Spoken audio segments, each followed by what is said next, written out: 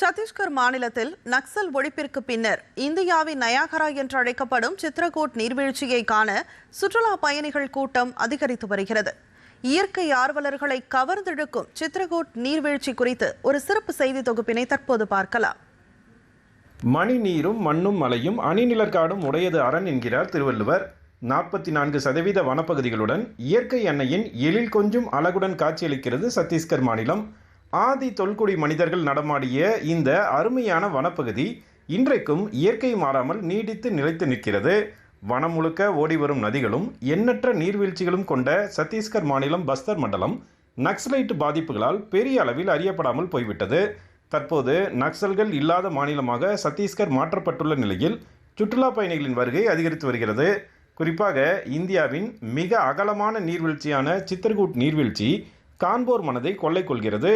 1000 அடி அகலத்திலும் 90 முதல் 95 அடி உயரத்திலும் காட்சியளிக்கும் சித்ரகூட் நீர்வீழ்ச்சி அதன் பிரம்மாண்டம் காரணமாக இந்தியாவின் நயாகரா என்றும் அழைக்கப்படுகிறது. ஜூலை முதல் அக்டோபர் மாதம் வரையிலான பருவ மழைக்காலம் இங்கு இயற்கை அழகை படம் பிடித்து காட்டுகிறது.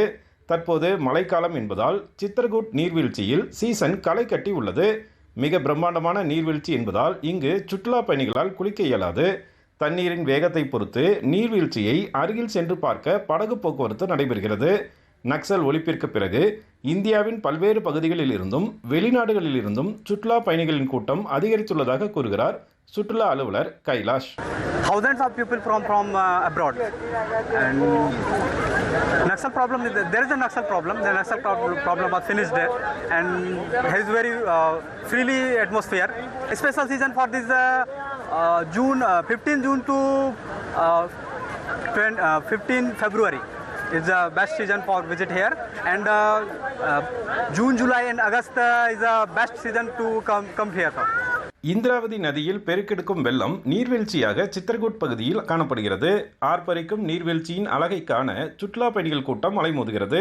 நக்சல் பாதிப்பு குறைந்துள்ள நிலையில் சுற்றுலா பயணிகளின் வசதிக்காக பல்வேறு உள்கட்டமைப்புகளை உருவாக்க சத்தீஸ்கர் மாநில அரசு திட்டமிட்டுள்ளது.